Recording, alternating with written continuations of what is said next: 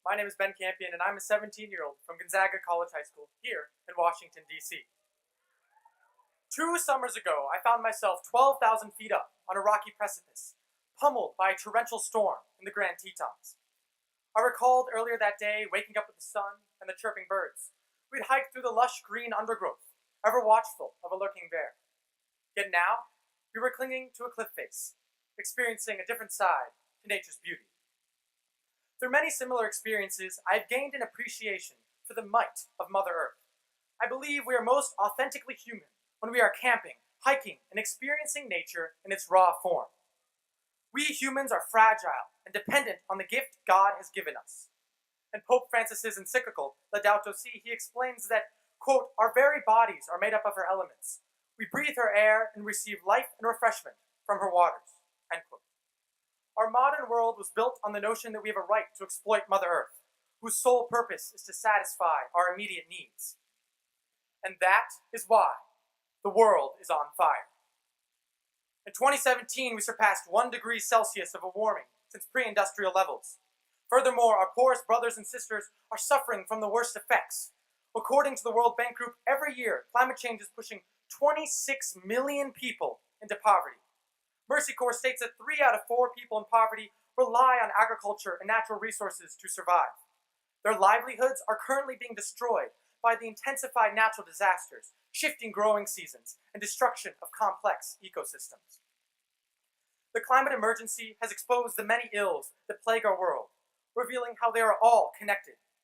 We not only need to preserve this beautiful world for us and future generations, but we must repair the broken system which has created our climate reality and hurt so many people in the process. This is climate justice. Since we need radical systemic change to reduce emissions to net zero by 2050, we can and must fix our systemic social sin at the same time. Poverty, racism, migration, and economic inequality are fundamentally linked through an economic and social system that perceives people and the earth as resources to be used for personal gain.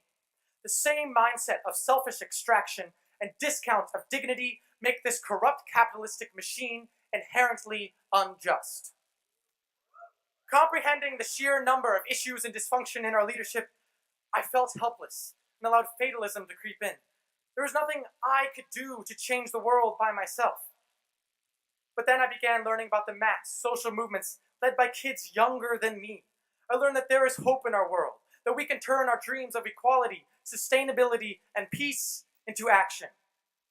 As someone still in the uncomfortable embrace of high school, it can seem easy to dream.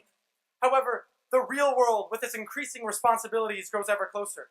I feel there is a certain sadness and acceptance adults have fallen into, where poverty and suffering are necessary evils. It is our job as students to tap into our freedom and dream big. If we don't push ourselves to be the best we can, then who will? So I challenge you, don't accept the problems of today as necessary. Dare to dream of a world that Jesus demonstrated, the kingdom of God. Our fight for climate justice with dreams of equality, sustainability, and peace embodies the kingdom of God. But how do we do this? 1. We must organize our communities with demonstrations, prayer services, and political actions.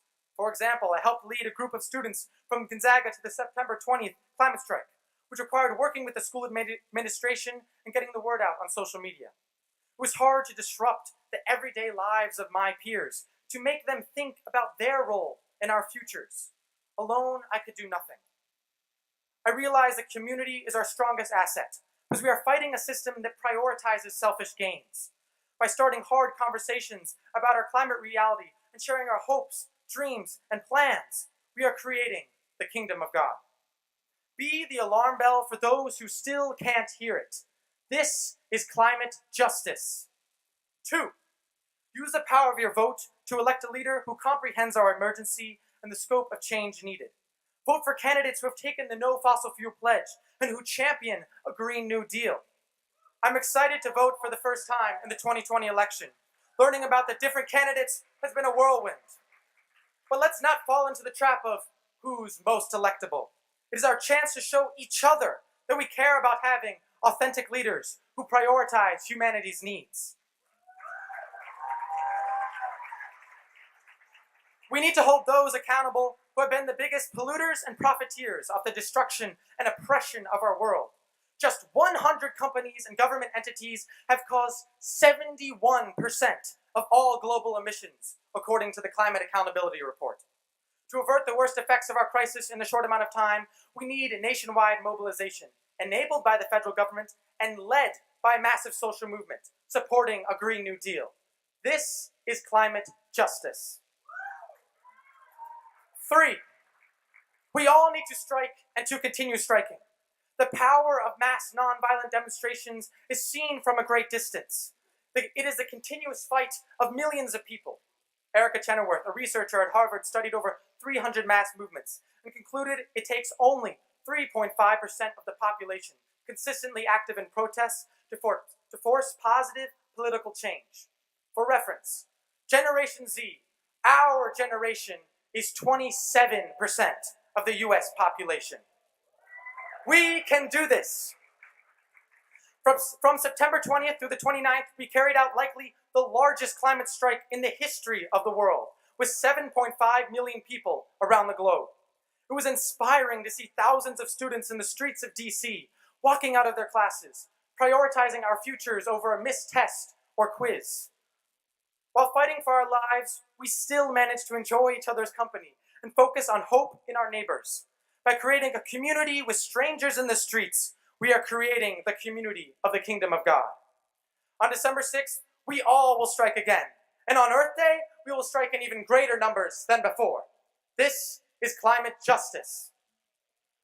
Back on that cliff place, I realized we need to cooperate with nature and our greater human family to bear this present storm of climate change. Through one-on-one interactions, you inspire and learn about your own community's interconnected solutions.